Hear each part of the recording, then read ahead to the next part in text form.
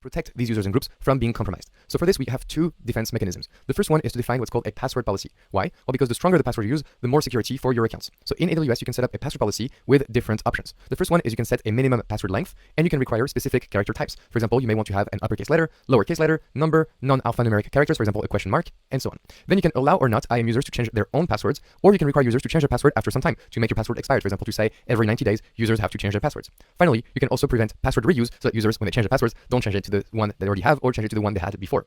So this is great. A password policy really is helpful against brute force attacks on your accounts. But there's a second defense mechanism that you need to know going into the exam. And this is the multi-factor authentication, or MFA. It is possible you already used it on some websites, but on AWS, it's a must and it's very recommended to use it. So users have access to your account and they can possibly do a lot of things, especially if they're administrators. They can change configuration, delete resources, and other things. So you absolutely want to protect at least your root account and hopefully all your IAM users. So how do we protect them on top of the password? Well, you use an MFA device. So what is MFA?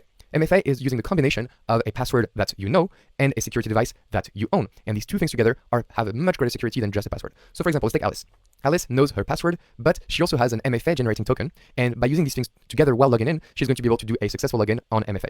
So the benefit of MFA is that even if Alice has lost her password because it's stolen or it's hacked, the account will not be compromised because the hacker will need to also get a hold of the physical device of Alice, that could be her phone, for example, to do a login. Obviously, that is much less likely. So what are the MFA devices option in AWS? And you need to know them going to the exam, but don't worry, they're quite simple. The first one is a virtual MFA device. This is what we'll be using in the hands-on. And so you can use Google Authenticator, which is just working on one phone at a time, or using Authy, which is multi-device. They both work the same way, except one is multi-device. And personally, I use Authy because I like the fact I can use it on my computer and on my phones. So for Authy, you have support for multiple tokens on a single device. So that means that with the virtual MFA device, you can have your root account, your IAM user, another account, another IAM user. It's up to you. You can have as many users and accounts as you want on your virtual MFA device, which make it a very easy solution to use. Now we have another thing called a universal second factor, or UTF security key. And that is a physical device. For example, a YubiKey by Yubico. And Yubico is a third party to AWS. This is not AWS that provides it. This is a third party. And we use a physical device because maybe it's super easy. You put it on your key fobs and you're good to go. So this YubiKey supports multiple root and IAM users using a single security key. So you don't need as many keys as users. Otherwise, that will be a nightmare.